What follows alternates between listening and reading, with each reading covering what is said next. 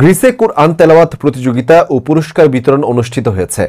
জাহিদ ইসলাম foundation ও Taj Mahal travel এজেন্সির উদ্যোগে এথেন্সের মসজিদে আল ফালাহতে এ প্রতিযোগিতা হয়। বিস্তারিত ডেস্ক রিপোর্ট। গ্রিসে কোরআন তেলাওয়াত প্রতিযোগিতা ও পুরস্কার বিতরণ অনুষ্ঠিত হয়েছে। জাহিদ ইসলাম ফাউন্ডেশন ও তাজমহল ট্রাভেল এজেন্সির উদ্যোগে এথেন্সের মসজিদে আল ফালাহতে এ প্রতিযোগিতা অনুষ্ঠিত হয়। এতে সভাপতিত্ব করেন জাহিদ বাংলাদেশ কমিউনিটি ইন গ্রিসের সাধারণ সম্পাদক HM জাহিদ ইসলাম। প্রতিযোগিতায় বিজয়ীদের মাঝে পুরস্কার বিতরণ করেন প্রধান অতিথি খেলাফত মজলিসের কেন্দ্রীয় নায়েবে আমির মাওলানা আব্দুল কাদির সালেহ।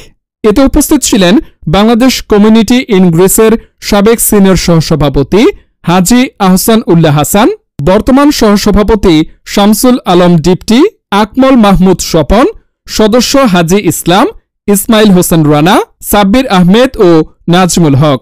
এতে আরও উপস্থিত ছিলেন গ্রিস বিএনপির সাবেক সভাপতি মুখলেসুর রহমান, জাকির হোসেন, বর্তমান আহ্বায়ক ফারুক মিয়া, বিএনপি নেতা শাহ গিয়াস আল রিমন, দোয়েল সাংস্কৃতিক সংগঠনের সাবেক সভাপতি আব্দুর রাজ্জাক টিটু, আব্দুর রহিম মোল্লা, ব্যবসায়ী সাইদ কাজী, জাহিদ ইসলাম ফাউন্ডেশনের প্রধান সমন্বয়ক লোকমান মাতুব্বর, আমিনুল মজুমদার, হাফেজ সাইদ, মাওলানা ফখরুদ্দিন আল মোবারক, হাফেজ সুহেল আবদুল্লাহ, হাফেজ রুম্মান, শিমুল হোসেন, শাহ কামাল, রুবেল সরকার, শাকিল আহমেদ সহ আরও অন্যান্য সমন্বয়কবৃন্দ।